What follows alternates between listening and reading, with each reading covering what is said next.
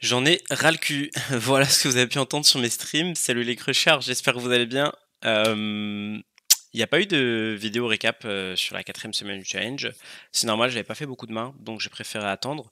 Et du coup, bah, nous voilà pour le récap de la semaine 4 et de la semaine 5. Et probablement une bonne pause par rapport au challenge, mais on en reparlera tout à l'heure. Bah voilà où est-ce qu'on en est. On a perdu à peu près 10 caves. Ça se passe pas très très très bien en table. Euh, on peut aller rapidement voir ce qui a peut-être pu pêcher. Après, voilà, sur 10 000 mains, encore une fois, ça manque de sample, mais juste brièvement, hein, on peut voir que je perds d'argent en position, que ce soit au bouton ou au cutoff, et même en early position, donc ça c'est plutôt inquiétant. Le win rate en blind aussi est pas hyper sexy. En big blind, on est à moins 50 BB100, en small à moins 34, alors qu'il faudrait chercher un moins 30 et un moins 12 à peu près. Donc on peut voir que dans toutes les positions ça pêche. Après, bon, encore une fois, on run soulevé, mais bon, ça, a priori, on a l'habitude. Et puis, ce n'est que 3K, parce que même lever est une façon de turn down. Donc, on va faire un débrief rapide des statistiques pour vous montrer un peu comment je me league find aussi. Donc, je regarde les win rate par position. Donc là, je me rends compte que IP, ça se passe pas hyper bien. Donc, j'imagine que j'ai un peu de mal à value. Et ça se voit aussi effectivement sur la courbe, dans le sens où bah, ma courbe rouge, elle est à peu près break-even. Bon, elle est plus que break-even. Alors que la courbe bleue, bah, elle descend en chute. Voilà, ça veut aussi peut-être dire qu'on a pas bien run, mais ça, après, voilà, je ne peux pas forcément le contrôler, surtout sur 10 000 mains. Donc, on va s'arrêter là. On peut regarder par exemple que mes RFI sont assez élevés. Donc, ça peut être déjà une première cause euh, de, de perte d'argent. Peut-être que j'open des mains un peu trop marginales. Et ce qui peut être assez intéressant d'ailleurs, hein, ça va être d'aller voir ensuite les mains qui gagnent ou qui perdent de l'argent. Mais en tout cas, on peut voir qu'en bataille de blinde, je suis un assez fou furieux, puisque je 3 bet quasiment 35%. On pourrait voir hein, si ça a print ou pas. Je suis assez convaincu que ça print toujours. Par contre, on respecte contre le bouton, donc on fait 60% et SB c'est normal, on n'a pas de flat. Contre cutoff bien plus et peut-être un poil trop, mais ça me dérange pas encore une fois avec le rake et les ranges assez tight. En BVB c'est fine. Puis ensuite dans les stats d'open fold, on est à 60% overall, ça me va, on respecte les 3 bêtes. On 3 bêtes suffisamment je trouve, puisqu'on tourne à 10%, notamment contre cutoff ici où finalement bah, au bouton on est quand même à quasiment 15%, donc on peut voir qu'on a vraiment des grosses ranges de 3 bêtes. Donc peut-être que je dois retravailler aussi mes pots 3 bêtes dans le sens où j'en joue beaucoup et peut-être que je gagne vraiment pas d'argent. On pourrait aussi aller voir ça. Tenez, vous savez quoi? Je vais noter. Donc on va aller voir ensemble les mains qui perdent de l'argent et les pots 3 bêtes. En squeeze, bah comme d'habitude, hein, ceux qui suivent les streams, vous savez bien que je squeeze comme un fou furieux. Pareil, on tape sur les open boutons, donc on a 22% de 3 bêtes en BB et 15% en SB, et on voit qu'effectivement peut-être que ça prenne pas. Donc, dans le sens où bah, on a des win rates pas hyper intéressants à ces positions, donc faudra aller voir. Je pense qu'on 4 bet plutôt bien. Ça, encore une fois, elle n'a pas eu le temps de converger, donc on va s'arrêter là. On va passer à du post-flop. On peut voir que bah, je sais bet beaucoup, beaucoup, beaucoup, beaucoup, parce qu'on a beaucoup de fold aussi, que ça check raise pas assez. Bref, vous connaissez très souvent les exploits à faire du field. Voilà. Il y a beaucoup de stats. Je vais peut-être pas forcément vous perdre avec tout ça. On peut voir qu'on a des grosses F. Des stats intéressantes, ça peut d'aller voir le when one so flop, le when to showdown et le one at showdown. Donc le when one so flop, donc c'est la stat qui dit bah, combien de fois vous avez gagné quand vous avez vu un flop. Donc on a gagné à peu près 52% du temps, ce qui veut dire qu'on est assez agressif, ce qui est plutôt rassurant, mais c'est dans la moyenne des bons règles, j'ai envie de dire.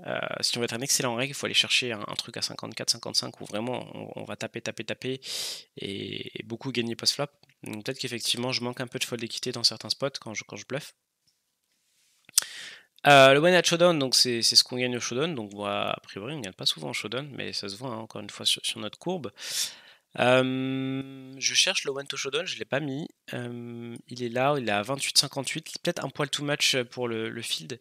Même si bah moi ça me dérange pas trop. Dans le sens où on a un assez gros win was flop, donc au final on voit pas tant que ça au showdown. Et du coup, bah, je pense que la stat devrait être un peu plus basse. Encore une fois, c'est des stats qu'il faut corréler en fonction de notre style de jeu. Donc là, je vais pas faire un énorme link finder de moi-même, ou sinon vous allez pouvoir en profiter.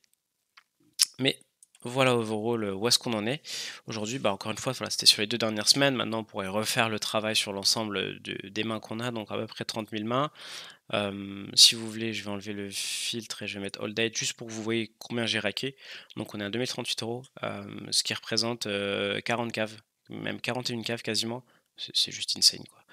Sur 30 000 mains donc mes derniers calculs m'ont donné 13 BB100, ce qui au final se rapproche d'un rake, en régular. Donc c'est pas si choquant que ça, surtout qu'on récupère une partie dans les pots hold-up.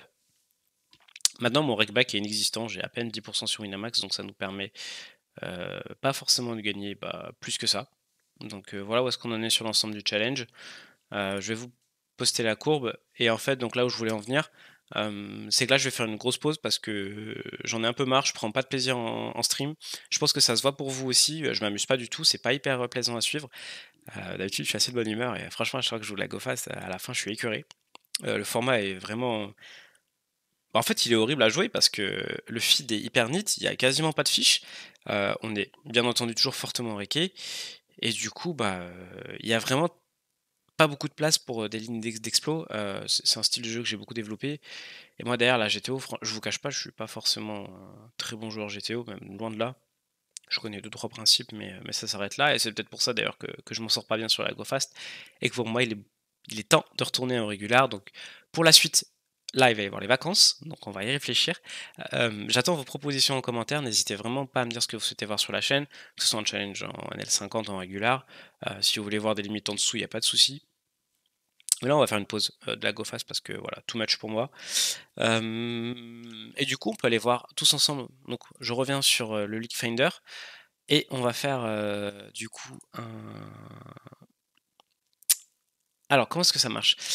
Starting hands et en fait, on va ajouter un filtre qui va dire qu'on a mis de l'argent, dans le pot parce que sinon ça va vous mettre tous vos mains, toutes celles que vous avez foldées et du coup, on peut voir les mains qui ont gagné de l'argent. Logiquement, c'est les qui gagnent le plus, c'est 2 as de roi, de dame. Donc pour l'instant, tout va bien. As dame, as valet. On a as 4 suit qui a print apparemment. Bon, c'est bien, on a peut-être eu du bon run. Voilà, on voit quelques mains. On peut même voir que as 4 off print chez nous. Donc j'imagine que c'est à force de 3 bêtes en bataille de blinde. Mais on peut voir aussi qu'on a des mains comme dame 10 suité, paire de 10, as 7 suité, paire de 3. Et en fait, vous allez voir très souvent, ça va être des mains de bad range. Qu'en fait, si on avait foldé, peut-être qu'on s'en serait un peu mieux sorti. 8 et 7 suité, paire de 8. Alors, valet 5. Bon, valet 5, c'est un peu normal qu'on perde de l'argent. Quand j'investis dans le pot avec, on peut voir qu'on perd de l'argent avec paire de valets, ce qui est assez surprenant. Donc ça peut encore traduire du run. On peut voir aussi qu'on a quelques mains un peu border qui perdent de l'argent, donc sûrement des bluffs qui sont pas passés. Mais voilà, overall, hein, on voit que ce sont des mains qui ne sont pas censées aussi faire beaucoup d'argent. Donc, par exemple, le dame 10, ensuite, ce qu'on peut aller voir, c'est pourquoi est-ce qu'on a perdu de l'argent. Donc ce que je fais, c'est que je fais un replay de toutes les mains, et puis on va les review. Donc par exemple ici on a dame 18 on décide de 3 bêtes cutoff qui a un open, un RFI à 15%, donc déjà c'est pas hyper intéressant de 3 bêtes, une range déjà assez strong, mais en fait il a toujours un énorme fold tout 3 bêtes dans le sens où bon là on a une fois sur 1, il a fold, on va jouer IP. Ici moi ça me dérange vraiment pas de 3 bêtes et donc d'aller jouer post pardon. Donc on 3 bêtes, on se fait call, le flop est excellent. Je décide de ces bêtes assez chères, on se fait raise, ici on a tout le temps quasiment 50% d'équité, donc on fait tapis. On est collé, et puis on fait flush, et vilain fait full. Donc c'est la vie, on ne peut pas grand chose, c'est un setup. Et si par exemple je décide de 10 dame 10, vous voyez qu'il y a beaucoup d'argent mort. Et donc on a des ranges de limp ici. Et donc on se retrouve en 3 way avec flush draw. Donc vilain décide ici de stab, à peu près half pot. Je suis pas convaincu, on peut peut-être c'est bête, mais c'est pas forcément un board qui m'avantage. Alors qu'ici, quand j'ai des as de roi, en vrai, je peux me permettre de check raise, et du coup, je vais pas hésiter à prendre des mains ici en value, donc j'essaie de check raise, viens d'essayer de faire tapis, il faut 30%, c'est closish, dans le sens où quand il a brûlant, ça va être compliqué, mais on a à peu près les codes pour y aller, donc écoutez, on va pas fold ici, et puis c'est assez surprenant parce qu'on trouve paire de 7, donc franchement, GG quoi. J'ai pas compris, je m'en souviens sur le coup, mais c'est la vie. Donc on peut voir ici que je perds de l'argent par exemple avec dame 10. Par exemple, 2 grosses potes où je perds une cave, mais en fait, j'y peux pas grand chose. Dans le sens où on n'a pas forcément bien run. Donc ce qui peut être intéressant aussi, hein, c'est d'aller voir en fonction de l'all-in adjust. Et du coup, par exemple, ici on peut voir que paire de 8, des mains un peu plus border, effectivement, perd de l'argent. Alors je perds de l'argent avec paire de 9 par exemple, donc c'est aussi un peu bizarre. Paire de 3, ça me surprend pas. Valet 10 off, ça me surprend pas. Valet 4 suit, ça me surprend pas. Ce sont des mains voilà, pas hyper intéressantes. Mais ça nous permet, encore une fois, de nous rendre compte de nos leaks et des mains du coup en fait, et d'ajuster, bah, les ranges, en fonction. Ça roule? Allez, on va revenir, sur, les win rates par position. Ce qu'on va faire, c'est qu'on va mettre maintenant les spots de pot 3 bêtes. Donc ce qu'on va faire, c'est qu'on va faire pré fois pré, et on va faire any 3 bêtes, et du coup ça va sûrement intégrer les pots 4 bêtes, mais c'est pas grave.